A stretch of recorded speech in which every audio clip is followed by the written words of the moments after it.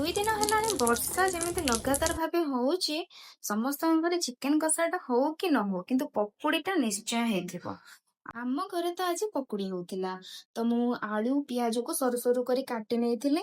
ବାବୁ ଆମର ମାର୍କେଟରୁ ବେସନ ନେଇ ଆସିଲେ, ଆଉ ମୁଁ କିଛି କଡି ପତ୍ତା ମଧ୍ୟ କାଟି ନେଇଥିଲି, ଅଦା ଟିକେ ଛେଚି ଦେଇଥିଲି, ଆଉ ଲଙ୍କା ଲୁଣ ହଳଦୀ ବାସ୍ ସେତିକି। ଆଉ ଟିକେ ଜିରା ଧନିଆ ଗୁଣ୍ଡ ପକେଇକି ତାକୁ ଭଲସେ ଗୋଳେଇ ଦେଇଥିଲି। କଡେଇରେ ମୁଁ କିଛି ତେଲ ଗରମ କରିଥିଲି। ତେଲଟା ପୁରା ଗରମ ହେଇଗଲା ପରେ ମୁଁ ପକୁଡିକୁ ତେଲରେ ଛାଣିଥିଲି। ମୋ ବୋଉ ମତେ ସବୁବେଳେ କୁହେ ତେଲ ପୁରା ଭଲସେ ତାତି ସାରିଲା ପରେ ପକୁଡି ଛାଣିଲେ ପକୁଡିଟା ପୁରା କ୍ରିସ୍ପି ଟାଇପର ହୁଏ। ତ ମୋ ସ୍ୱାମୀଙ୍କୁ ବି ଆଜି କ୍ରିସ୍ପି ପକୁଡି ଖାଇବା ପାଇଁ ଇଚ୍ଛା ହେଇଥିଲା, ତ ସେଥିପାଇଁ ମୁଁ ତେଲ ପୁରା ଭଲସେ ଗରମ ହେଇସାରିଲା ପରେ ପକୁଡି ମୁଁ ଛାଣିଥିଲି, ଆଉ ତାକୁ ଭଲସେ କଡା କରି ଏପଟ ସେପଟ କରି ନଉଟେଇ ଦେଇକି ତାକୁ ଛାଣିକି କାଢି ଦେଇଥିଲି। ବାହାଘର ପରେ ଯେତେବେଳେ ବି ରୋଷେଇ ଘରକୁ ଆସେ ମୋ ବୋଉ କଥା ମୋର ଭାରି ମନେ ପଡେ। କାହିଁକି ନା ପିଲା ବେଳ ଠାରୁ ଆଜି ଯାଏଁ ସେ ଆମକୁ କେତେ କଣ ବନେଇ ନ ଖୁଆଇଛି।